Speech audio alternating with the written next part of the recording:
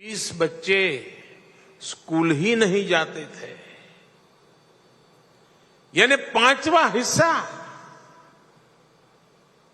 शिक्षा से बाहर रह जाता था।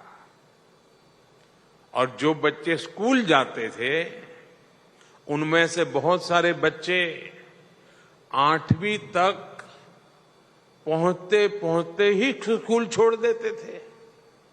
और इसमें भी दुर्भाग्य था कि बेटियों की स्थिति तो और खराब थी। गांव के गांव ऐसे थे जहां बेटियों को स्कूल नहीं भेजा जाता था। आदिवासी क्षेत्रों में जो थोड़े बहुत पढ़ाई के केंद्र थे वहां साइंस पढ़ाने की सुविधाएं तक नहीं थी। और मुझे खुशी है, मैं जीतू भाई को और उनकी टीम की कल्पकता को विशेष रूप से बधाई देता हूं। शायद आप वहां से देख रहे थे क्या हो रहा है, मंच पे समझ नहीं आया होगा, लेकिन मेरा मन करता है मैं बता दूं। હમણાં જે બાળકો મને મળ્યા એ બાળકો હતા જ્યારે 2003માં પહેલો શાળા પ્રવેશોત્સવ કર્યો હતો અને હું આદિવાસી ગામોમાં ગયો હતો। 40-45 ડિગ્રી ગરમી હતી। 13, 14, 15 જૂનના એ દિવસો હતા અને જે ગામમાં બાળકોનું ઓછામાં ઓછું શિક્ષણ છે ને દીકરીઓનું ઓછામાં ઓછું શિક્ષણ એ ગામમાં ગયો હતો। અને પહેલી વાર એ ગામમાં મેં કહ્યું હતું હું તમારે ત્યાં ભિક્ષા માંગવા આવ્યો છું અને મને તમે ભિક્ષામાં વચન આપો કે મારે તમારી દીકરીને ભણાવવી છે ને તમે તમારી દીકરીને ભણાવશો। અને એ પહેલા કાર્યક્રમમાં જે બાળકોને હું આંગળી પકડીને નિશાળે લઈ ગયો હતો એ બાળકોના આજે મને દર્શન કરવાનો અવસર મળ્યો। આ પળે હું સૌથી પહેલા એમના માતા પિતાને વંદન કરું છું, કારણ એમણે મારી વાતને સ્વીકારી। હું તો શાળાએ લઈ ગયો પણ એમને એના મહાત્મ્યને સમજ્યું અને એમણે બાળકોને જેટલું ભણી શક્યા એટલા ભણાયા અને આજે પોતાના પગ પર ઉભા થઈને આપણી પાસે જોવા મળ્યા। મને એ બાળકોને મળીને ખાસ કરીને માતા પિતાને વંદન કરવાનું મન થાય છે અને ગુજરાત સરકાર જીતુભાઈને અભિનંદન આપું છું કે મને આ બાળકોને મળવાનો અવસર મળ્યો આજે, જેમને એકડિયું ભણાવવા માટે આંગળી પકડીને લઈ જવાનું મને સૌભાગ્ય મળ્યું હતું। साथियों, इन 2 दशकों में गुजरात के लोगों ने अपने राज्य में शिक्षा व्यवस्था का कायाकल्प करके दिखा दिया है। इन 2 दशकों में गुजरात में 1.25 लाख से अधिक नए क्लासरूम बने, 2 लाख से ज्यादा शिक्षक भर्ती किए गए। मुझे आज भी वो दिन याद है जब शाला प्रवेशोत्सव और कन्या केळवणी वो महोत्सव उसका आरंभ हुआ था। कुछ दिन पहले जब मैं गांधीनगर आया था तो उस गुणोत्सव का एक बहुत ही एडवांस टेक्नोलॉजी बेस्ड वर्जन विद्या समीक्षा केंद्र के रूप में मुझे देखने को मिला। विद्या समीक्षा केंद्रों की आधुनिकता देखकर कोई भी हैरान हो जाएगा। और हमारी भारत सरकार ने, हमारे शिक्षा मंत्री ने देश भर के शिक्षा मंत्रियों को और शिक्षा विभाग के अधिकारियों को यहां गांधीनगर बुलाया था और सबके सब ये विद्या समीक्षा केंद्र को घंटों तक उसका अध्ययन करने में लगे थे।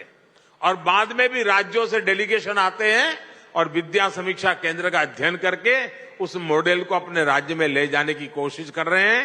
गुजरात इसके लिए भी अभिनंदन का अधिकारी है। राज्य की पूरी स्कूली शिक्षा के पल पल की जानकारी लेने के लिए एक केंद्रीय व्यवस्था बनाई गई है, एक अभिनव प्रयोग किया गया है। गुजरात के हजारों स्कूलों, लाखों शिक्षकों और करीब 1.25 करोड़ स्टूडेंट्स की यहां से समीक्षा की जाती है, उनको फीडबैक दिया जाता है। जो डेटा आता है उसका big data analysis, machine learning, artificial intelligence, video wall और ऐसी तकनीक से विश्लेषण किया जाता है। उसके आधार पर बच्चों को बेहतर प्रदर्शन के लिए आवश्यक सुझाव दिए जाते हैं। साथियों, गुजरात में शिक्षा के क्षेत्र में हमेशा ही कुछ नया, कुछ यूनिक और बड़े प्रयोग करना ये गुजरात के डीएनए में है, स्वभाव में है। गुजरात में पहली बार teachers training institute of teachers education की स्थापना हमने की थी। चिल्ड्रन यूनिवर्सिटी, दुनिया में एकमात्र यूनिवर्सिटी, चिल्ड्रंस यूनिवर्सिटी, उसके माध्यम से प्री स्कूल एजुकेशन को साइंटिफिक तरीके से डेवलप करना, युगानुकूल बनाना, समयानुकूल बनाना, बदलते हुए युग के अनुसार बालकों को बचपन से ही वो इकोसिस्टम प्रोवाइड करना, उसके लिए भी अनेक नूतन प्रयास हुए। बच्चे खेलकूद की तरफ बढ़े, फिटनेस पर फोकस करें। इसके लिए देश में पहली बार खेल महाकुंभ जैसा आयोजन भी गुजरात ने ही शुरू किया था। और उस खेल महाकुंभ का अनुभव देखिए, उसके कारण सरकारी मशीनरी को जो काम करने की आदत बन गई, गुजरात के युवा धन की खेल के प्रति जो रुचि बनी, ये जो इकोसिस्टम तैयार हुआ, उसका परिणाम है कि जब आज बहुत सालों के बाद राष्ट्रीय खेल महोत्सव गुजरात में हुआ, अभी पिछले सप्ताह, मैंने इतनी तारीफ सुनी है, क्योंकि मैं खिलाड़ियों के संपर्क में रहता हूं, उनके कोचिज में संपर्क में रहता हूं, ढेर सारी बधाइयां मुझे दे रहे हैं। मैंने कहा भैया बधाइयां मुझे न दो, आप गुजरात के मुख्यमंत्री और गुजरात सरकार को दीजिए। ये सारा उनका पुरुषार्थ है, उनका परिश्रम है, जिनके कारण इतना बड़ा देश का खेल उत्सव हुआ। और सारे खिलाड़ी कह रहे थे कि साहब हम अंतर्राष्ट्रीय खेलों में जाते हैं और जो हम हॉस्पिटैलिटी और व्यवस्था देखते हैं, गुजरात ने उसी मन लगा के योजनाएं बनाई, हमारा स्वागत सम्मान किया। मैं सचमुच में इस कार्यक्रम को सफल बना करके खेल जगत को गुजरात ने जिस प्रकार से प्रोत्साहित किया है, इस कार्यक्रम को होस्ट करके जो एक नए स्टैंडर्ड प्रस्तावित किए हैं, इसके लिए गुजरात ने देश की बहुत बड़ी सेवा की है। मैं गुजरात के सभी अधिकारियों को, गुजरात सरकार को, गुजरात के खेल जगत के सभी लोगों को हृदय से अभिनंदन करता हूं। साथियों, एक दशक पहले ही गुजरात के 15,000 स्कूलों में टीवी पहुंच चुका था। 20,000 से ज्यादा स्कूलों में कंप्यूटर एडेड लर्निंग लैब्स, ऐसी अनेकों व्यवस्थाएं बहुत साल पहले गुजरात के स्कूलों का अभिन्न अंग बन गई थी। आज गुजरात में 1 करोड़ से अधिक स्टूडेंट्स और 4 लाख से अधिक टीचर्स की ऑनलाइन अटेंडेंस होती है। नए प्रयोगों के इसी सिलसिले को जारी रखते हुए आज गुजरात के 20,000 स्कूल शिक्षा के 5G दौर में प्रवेश करने जा रहे हैं। मिशन स्कूल्स ऑफ एक्सीलेंस के तहत इन स्कूलों में 50,000 नए क्लासरूम, 1 लाख से अधिक स्मार्ट क्लासरूम, इसको आधुनिक रूप में विकसित किया जाएगा। इन स्कूलों में आधुनिक डिजिटल और फिजिकल इंफ्रास्ट्रक्चर तो होगा ही, ये बच्चों के जीवन, उनकी शिक्षा में व्यापक बदलाव का भी अभियान है। यहां बच्चा को सामर्थ्य को बढ़ाने के लिए हर पहलू, हर पक्ष पर काम किया जाएगा। यानी विद्यार्थी की ताकत क्या है, सुधार की गुंजाइश क्या है, इस पर फोकस किया जाएगा। साथियों, 5G टेक्नोलॉजी, इस व्यवस्था और उसका लाभ बहुत आसान होने वाला है। और सरल शब्दों में किसी को समझाना है, सामान्य मानवी को यह लगता है कि पहले 2G था, 4G था, 5G हुआ। ऐसा नहीं है। अगर 4G को मैं साइकिल कहूं, बाइसिकल कहूं, तो 5G हवाई जहाज है। इतना फर्क है। टेक्नोलॉजी को अगर मुझे गांव की भाषा में समझाना है तो मैं ऐसा कहूंगा। 4G मतलब साइकिल, 5G मतलब आपके पास हवाई जहाज है, वो ताकत है इसमें। अब गुजरात को बधाई इसलिए है कि उसने इस 5G की ताकत को समझते हुए इस आधुनिक शिक्षा, इसका बहुत बड़ा मिशन एक्सेलेंसी के लिए किया है। ये गुजरात के भाग्य को बदलने वाली चीज है और इससे हर बच्चे को उसकी जरूरत के हिसाब से सीखने का मौका मिल पाएगा। इससे विशेष रूप से दूर सुदूर के गांवों के स्कूलों की पढ़ाई में बहुत मदद मिलेगी। जहां दूर बेस्ट टीचर की जरूरत है, आराम से इसे उपलब्ध हो जाएगा। बेस्ट का क्लास लेने वाला व्यक्ति हजारों किलोमीटर दूर होगा, ऐसा ही लगेगा जैसे मेरे सामने बैठ करके मुझे पढ़ा रहा है। हर विषय के बेस कंटेंट हर किसी के पास पहुंच पाएंगे। अब जैसे अलग अलग स्किल्स को सिखाने वाले श्रेष्ठ टीचर अब एक जगह से ही अलग अलग गांव शहरों में बैठे बच्चों को एक ही समय में वर्चुअली रियल टाइम में पढ़ा सकेंगे, सिखा सकेंगे। इसे अलग अलग स्कूलों में जो गैप अभी देखने को मिलता है वो भी काफी हद तक दूर होगा। आंगनवाड़ी और बाल वाटिका से लेकर कैरियर गाइडेंस और कॉम्पिटिटिव एग्जाम की तैयारियों तक ये आधुनिक स्कूल विद्यार्थियों के हर जरूरत को पूरा करेंगे। कला, शिल्प, व्यवसाय से लेकर कोडिंग और रोबोटिक्स तक हर प्रकार की शिक्षा छोटी उम्र से ही यहां उपलब्ध रहेगी। यानी नई राष्ट्रीय शिक्षा नीति के हर पहलू को यहां जमीन पर उतारा जाएगा। भाई और बहनों, नई राष्ट्रीय शिक्षा नीति के माध्यम से पूरे देश में इसी प्रकार के बदलाव को आज केंद्र सरकार प्रोत्साहित कर रही है। इसलिए केंद्र सरकार ने पूरे देश में 14,500 से अधिक पीएम श्री स्कूल बनाने का भी फैसला किया। ये पायलट प्रोजेक्ट है। हिंदुस्तान के अलग अलग कोनों में इसका शुरुआत होगी, उसको मॉनिटरिंग किया जाएगा और साल भर के अंदर उसमें अगर कुछ कमियां हैं, कुछ जोड़ने की जरूरत है, बदलती हुई टेक्नोलॉजी को उसके साथ जोड़ने की जरूरत है, तो उसमें बदलाव करके एक परफेक्ट मॉडल बना करके देश की सबसे ज्यादा स्कूलों में ले जाने का भविष्य में प्रयास किया जाएगा। ये स्कूल पूरे देश में नई एजुकेशन पॉलिसी के लिए मॉडल स्कूल होंगे। केंद्र सरकार इस योजना पर 27,000 करोड़ रुपए खर्च करने जा रही है।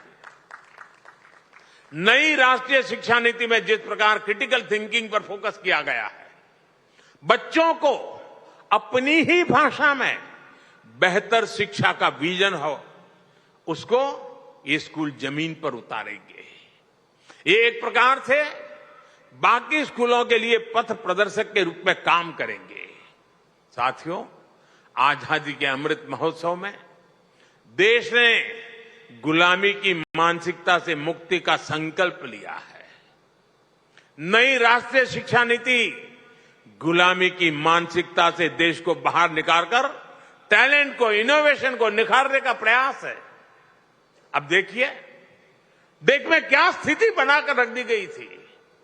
अंग्रेजी भाषा के ज्ञान को इंटेलिजेंस का पैमाना मान लिया गया था, जबकि भाषा तो सिर्फ संवाद का, कम्युनिकेशन का एक माध्यम पर है। लेकिन इतने दशकों तक भाषा एक ऐसी रुकावट बन गई थी जिसने देश के गांवों में, गरीब परिवारों में प्रतिभा जो थी, जो प्रतिभा का भंडार था, उसका लाभ देश को नहीं मिल पाया।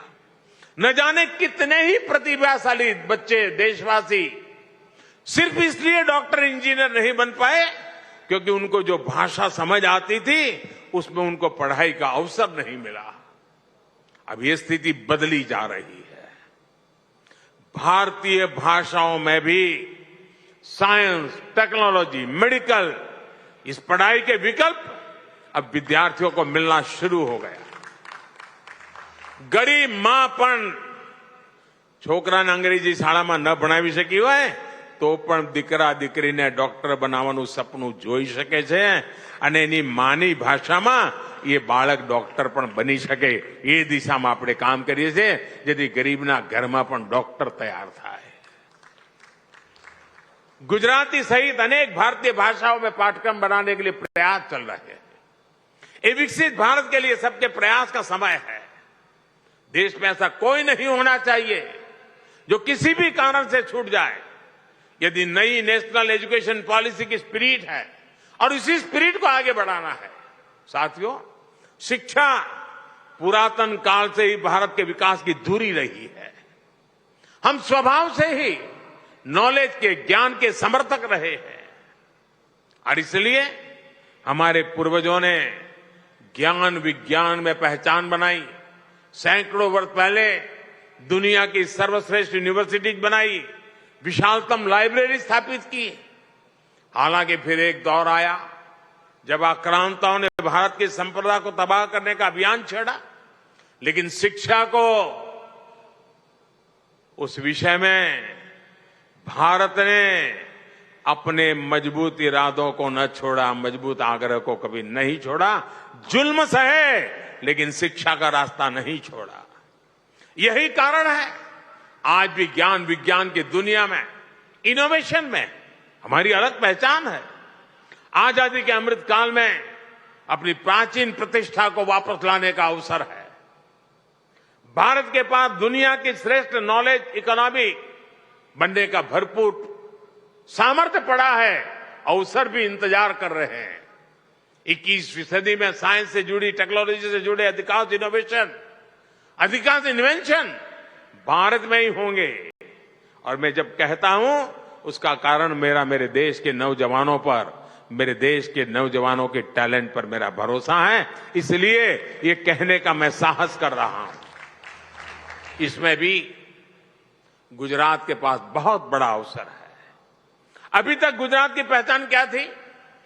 हम व्यापारी, कारोबारी, एक जगह से माल लेते थे, दूसरी जगह पे बेचते थे और बीच में दलाली से जो मिलता था उससे रोजी रोटी कमाते थे। उसमें से बाहर निकल के गुजरात धीरे धीरे मैन्युफैक्चरिंग के क्षेत्र में अपना नाम कमाने लगा और अब 21वीं सदी में गुजरात देश के नॉलेज हब के रूप में, इनोवेशन हब के रूप में विकसित हो रहा है। मुझे विश्वास है कि गुजरात सरकार का मिशन स्कूल्स ऑफ एक्सीलेंस इसी स्पिरिट को बुलंद करेगा। साथियों, मुझे इस अत्यंत महत्वपूर्ण कार्यक्रम में आज आने का मौका मिला। अभी 1 घंटे पहले मैं देश की रक्षा शक्ति वाले कार्यक्रम से जुड़ा था। घंटे भर के बाद देश की, गुजरात की ज्ञान शक्ति के इस कार्यक्रम में जुड़ने का अवसर मिला है और यहां से अभी जा रहा हूं जूनागढ़, फिर राजकोट, वहां समृद्धि के क्षेत्र को छूने का मुझे प्रयास करने का अवसर मिलेगा। साथियों, एक बार फिर मैं गुजरात के विद्या जगत को, गुजरात की भावी पीढ़ी को, उनके माता पिता को आज इस महत्वपूर्ण अवसर पर, यह महत्वपूर्ण अवसर है साथियों, इसके लिए अनेक अनेक शुभकामनाएं देता हूं। भूपेंद्र भाई और उनकी टीम को हृदय से बहुत बहुत बधाई देता हूं। धन्यवाद।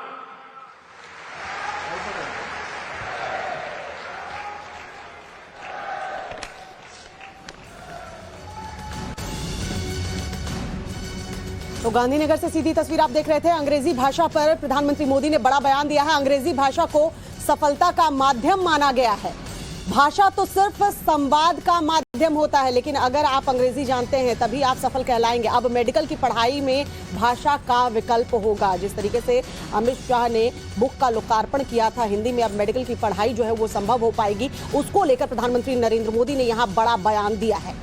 तो इस वक्त की बड़ी खबर, अंग्रेजी भाषा को लेकर प्रधानमंत्री मोदी का बड़ा बयान कि अंग्रेजी भाषा या फिर कोई भी भाषा संवाद का एक माध्यम है। ये अलग बात है कि अंग्रेजी भाषा को सफलता का माध्यम माना गया, लेकिन अब गरीब का बेटा भी डॉक्टर बनेगा, दरअसल पिछले कुछ दिनों में अमित शाह पहुंचे हुए थे मध्य प्रदेश के दौरे पर और वहां पर उन्होंने मेडिकल की पढ़ाई, एमबीबीएस की पढ़ाई अब हिंदी भाषा में भी होगी और इसको लेकर कोर्स और किताबों का उन्होंने विमोचन भी किया था। और उस दौरान इस बात का जिक्र किया गया था कि किस तरीके से मध्य प्रदेश देश का पहला राज्य बनने जा रहा है, यहाँ पर एमबीबीएस की पढ़ाई हिंदी में भी होगी। इसी का जिक्र प्रधानमंत्री मोदी गुजरात की धरती पर करते हुए